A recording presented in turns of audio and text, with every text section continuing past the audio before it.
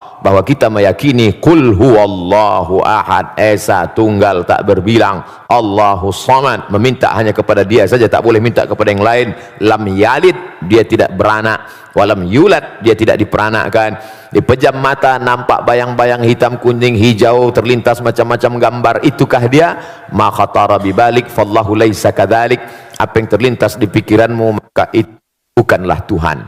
Apa yang terlintas dalam kepalamu maka Allah tidak seperti itu, karena Allah itu adalah wa yakulahu kufuwan ahad. Tak ada satupun yang setara dengan dia. Insya Allah dengan orang di Indonesia selesai, walaupun non muslim, karena mereka percaya kepada roh. Bagaimana dengan kawan yang bukan orang Indonesia, atau orang Indonesia tapi terkontaminasi kepalanya dengan aliran ateis? Di Indonesia orang ateis tidak punya tempat, karena sila pertama Pancasila ketuhanan yang Maha Esa. Tapi ketika nanti ketemu dengan orang yang tak percaya pada Tuhan, mana itu Tuhan? Kalau memang ada Tuhan itu mana? Mana dia? Saya mau lihat Tuhan itu. Itu pertanyaan tertua dalam surat Al-Baqarah ketika Bani Israel yang dibawa oleh Nabi Musa menyeberang dari Mesir menuju Palestina. Orang Mesir, orang Israel minta kepada Musa, apa kata mereka? Ya Musa lan nu'mina laka hatta narallaha jahrah. Kami tidak mau percaya kepadamu sebelum kami melihat Tuhan itu nyata di depan mata kami. Mana Tuhan itu Musa? Maka nanti kalau teman-teman ada orang nantang gitu, mana Tuhan itu? Habis itu tempeleng dia langsung. Oh, paham. Habis itu tanya, ente marah ya? Iya. Mana marah itu? Bisa kita tunjukkan, ini loh marah itu. Tak ada. Marah, benci, rindu, cinta, rasa, tak ada. Maka setiap orang yang ingin mengungkapkan rasa dengan kata-kata, kata terlalu miskin untuk mewakili rasa. Semua kata yang diungkapkan untuk mewakili rasa yang tak kelihatan itu, semua kata itu dusta. Contohnya, ini yang baru-baru kenal lalu ingin nikah, perempuannya nggak mau diajak nikah. Apa kata si laki-laki? Kan ku nanti kau 1000 tahun lamanya. Bohong. 1000 tahun 40 aja udah kena diabetes. Oleh sebab itu ini bicara tentang ada rasa.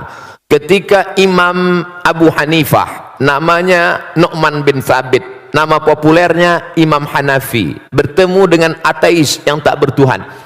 Hanafi, kalau memang Tuhan itu ada, mana dia? Imam Hanafi berkata, kebetulan mereka bicara di tepi laut.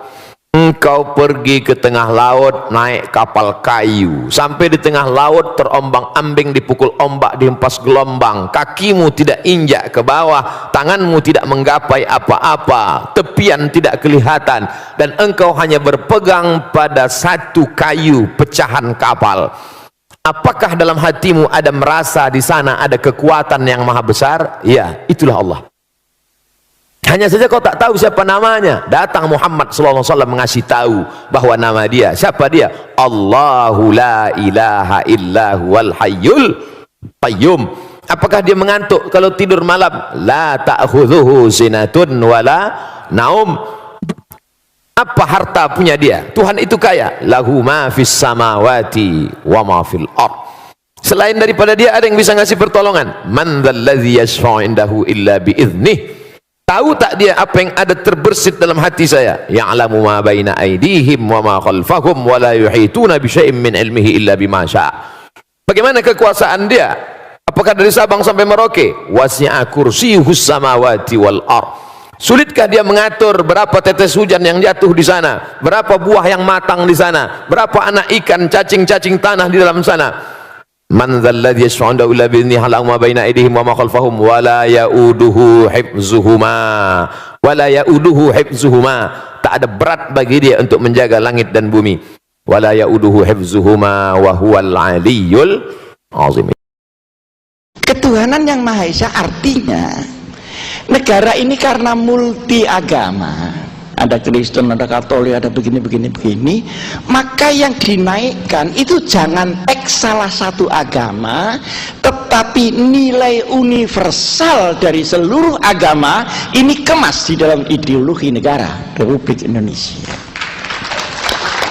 Nah, intinya itu pada ketuhanan yang Maha Esa ini. Tapi penjabaran ketuhanan yang Maha Esa dalam ritual dan dalam action ini tentu berbeda, tapi semua percaya kepada Tuhan. Yang kedua, sholat dan ibadah bisa beda, tapi seluruh agama kan minta makmur, minta adil, minta pinter, minta bersatu, itu kan sama. Maka yang beda tidak usah dipaksa sama, tetap yang sama jangan sekali-kali dibedakan.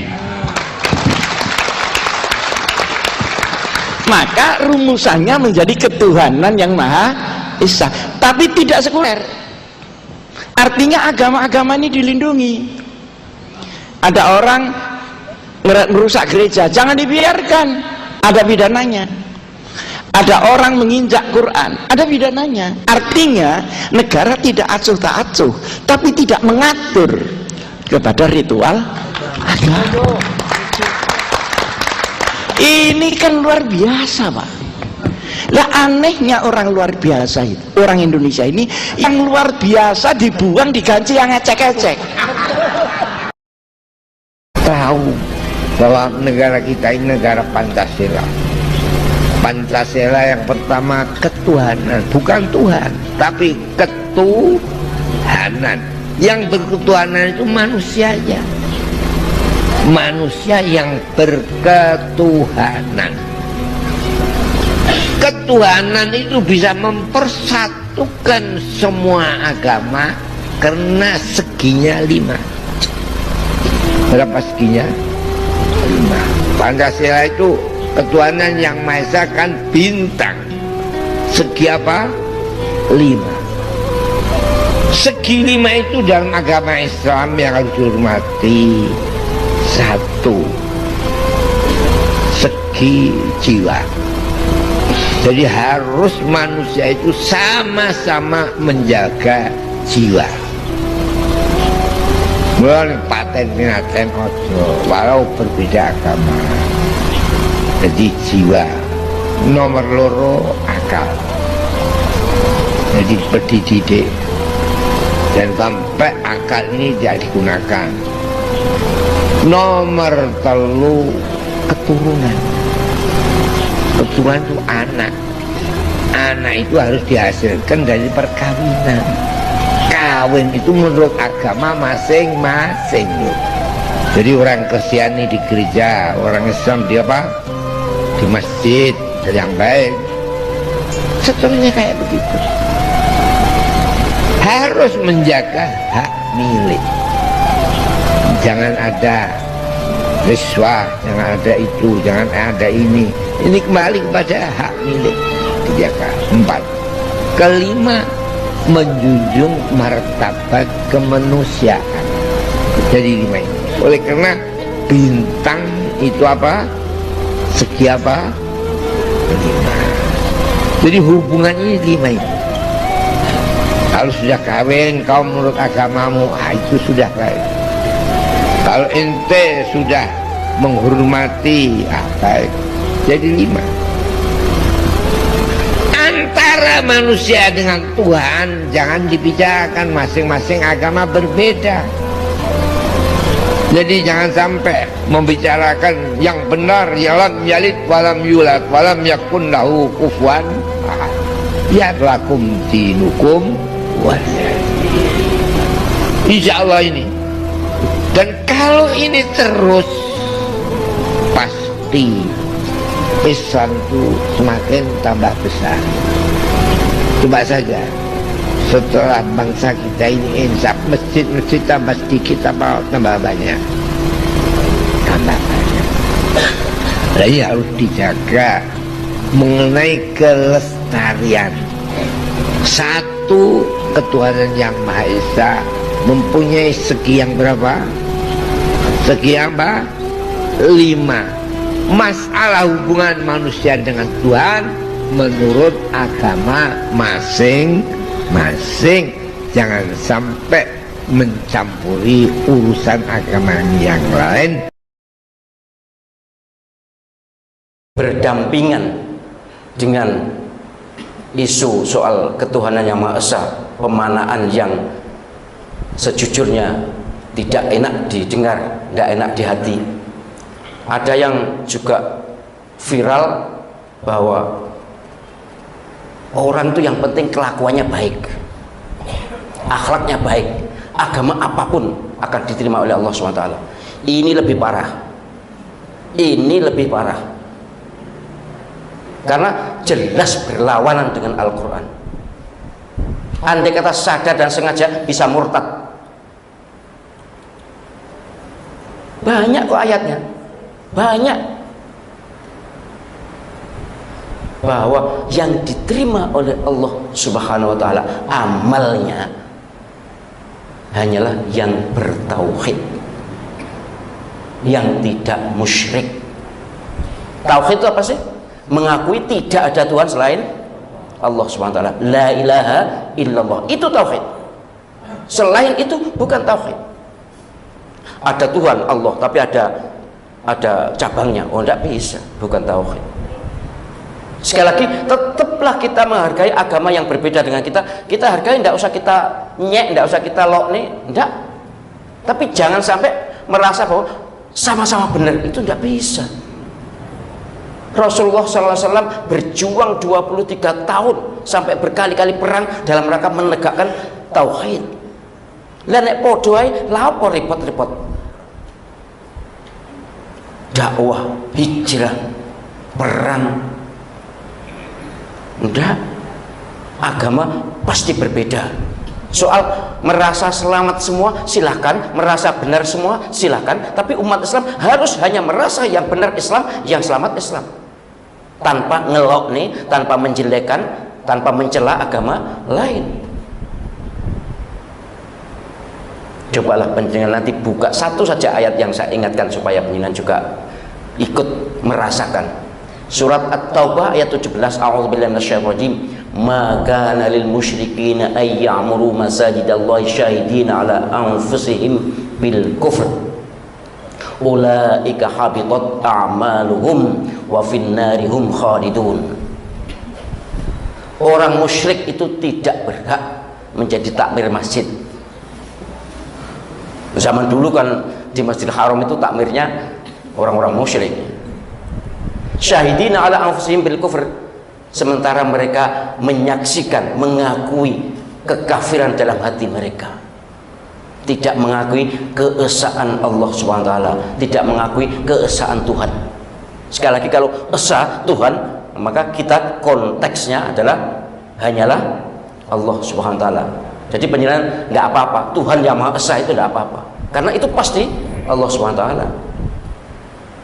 Ini ayat berikutnya itu apa sambungannya? Ulaika habitat a'maluhum, mereka ini sia-sia amalnya.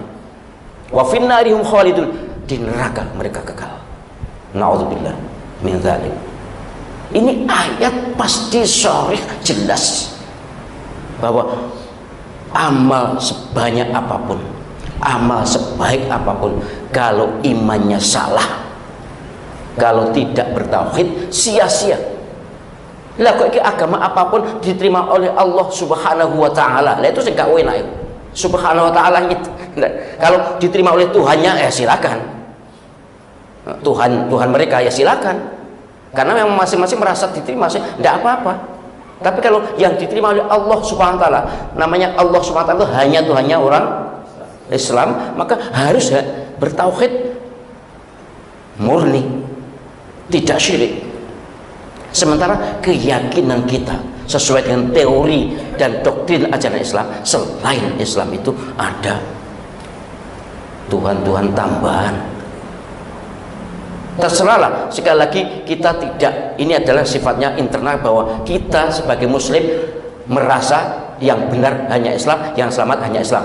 Agama lain juga bisa merasa begitu, bahkan diceramahkan di depan saya juga tidak apa-apa. bahwa oh agama yang benar agama saya, agama yang selamat agama saya, yes silakan. Tapi kami, kepercayaan kami demikian diajarkan oleh Nabi kami, bertebaran ayat Al-Quran. Kok lalu mengatakan wes pokoknya sing penting kelakuannya apik diterima oleh Allah SWT, iku golek ayat tok kondi. Dari mana dapat dalilnya, dari mana? Sungguh sangat bertentangan, sangat diametral, konfrontatif dengan banyak sekali ayat.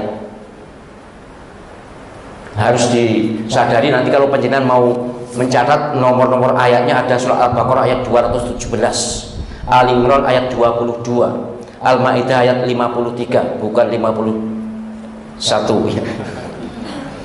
Al-Maidah 53, Al-A'raf 147, atau ayat 17 dan 69, dan masih banyak lagi. Bahkan tiap hari kan kita baca lakum dinukum waliyadin, dalam rangka memisahkan secara distintif pasti bahwa ya agamaku, agamamu, silakan akui bener, silakan akui selamat bener, apa silakan, tapi jangan mencampurkan kebenaran agama satu dengan yang lain. Andai kata iya, lah ya Rasulullah mau wes jak gantian nyembah gak apa-apa, enggak kan? Sampai diulang-ulang, sampai kita kadang-kadang tidak iso mandek. Qul ya ayyuhal kafirun la a'budu ma ta'budun wala antum a'buduna ma a'budu wala an a'budu ma batu wala antum a'buduna ma a'budu. Intinya itu semua itu maknanya sama. Kami tidak nyembah Tuhanmu, kamu tidak usah nyembah Tuhanku. Agamaku. Kan gitu toh. Jadi toleransi beragama, toleransi yang sekarang cenderung diakui oleh kelompok tertentu dan di alamat kepada umat Islam itu intoleran, sangat salah.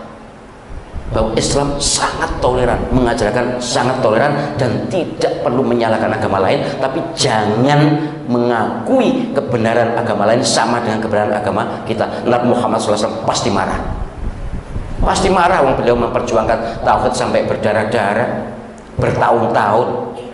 Lah kok dintai karo kiai zaman saiki jere apapun agamanya asal akhlaknya baik. Iya memang ada hadis innama bu'itsu utama makarimal akhlak, iya, tapi akhlak yang baik itu yang dibarengi dengan akidah yang benar.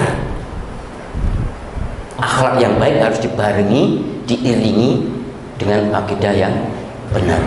Oleh karena itu kaum muslimin rahimakumullah, tetap dengan menghargai pendapat yang berbeda, tetap dengan menghargai orang yang tidak sama dengan kita. Tapi saya yakinkan kepada panjenengan bahwa ketuhanan yang maha besar adalah pernyataan keyakinan yang pas 100% dengan agama dan ajaran Islam. Kemudian dalam keyakinan agama kita, agama Islam adalah yang benar dan selamat di akhirat nanti adalah yang bertauhid, yang beragama Islam ini. Sedangkan yang lain bolehlah mengaku benar dan mengaku selamat, itu usaha mereka dan tidak perlu ada pencampuran antara agama kita dengan agama lain. Negara kita ini kalau dilihat kepada undang-undang dasarnya bagus, ketuhanan yang Maha Esa ini maknanya tidak diserikatkan Allah itu dengan diri kita. Betul, kita kembali kepada kita tidak terlihat lagi kita pangkat jabatan, kemampuan, ilmu, pengetahuan, harta benda kita. Cuma dengan tidak terlihat Allah mensuruh dahirkan kepada kita dapat menjadikan manusia yang adil bagi beradab sebagai contoh suri teladan yang baik. Jadi makanya Allah mengutus Muhammad untuk menjadi contoh suri teladan yang baik. Kita dapat mengikutnya supaya kita dekat dengan Allah dan Allah mudah membantu kita dalam segala urusan kita. Tapi juga dalam hal ini kalau kita melihat perkembangan bahwa dasar ketuhanan yang Maha Esa ini, pemahaman ketuhanan yang Maha Esa ini barangkali belum dapat dihayati, dipahami dengan baik oleh negarawan kita. Dan supaya kita dapat zahir untuk menjadi contoh manusia adil beradab, Muhammad ni belum dapat terlihat lagi bagi pemimpin kita. Ini sebenarnya tugas kita semua. Saya kadang-kadang heran dan ketawa juga saya. Heran ada, ketawa ada, sedih ada. Maknanya seolah-olah saya sangat perlu kepada camat, seolah sangat perlu saya supaya camat hadir, sangat perlu saya kepada Koramil. Padahal tujuan saya tidak, supaya camat-camat Koramil ini dapat paham, dapat apa? Dapat paham, dapat mengamalkan. Karena itu semua untuk dirinya, untuk diri. Jadi kalau penjabat-penjabat ini sudah dia amalnya baik, akhlaknya baik, dan dia dapat mendahirkan ketuhanan yang Maha Esa ini pada dirinya dan alam semesta tidak terlihat, itu mudah urusannya. Dalam menjalankan tugas-tugas atau di dalam melaksanakan pekerjaan mereka hari-hari. Berarti Allah yang membantu. Jadi kalau kita kembalikan pada akal kita, nafsu kita, itu tidak mudah untuk tercapai. Ini seperti kata Tengku Araji tadi, dia di dalam melaksanakan naik haji, untuk haji, selalu berpegang kepada Allah Subhanahu wa Ta'ala. Jadi dengan berabitah, berwasilah, jadi Allah memudahkan urusan kita semua.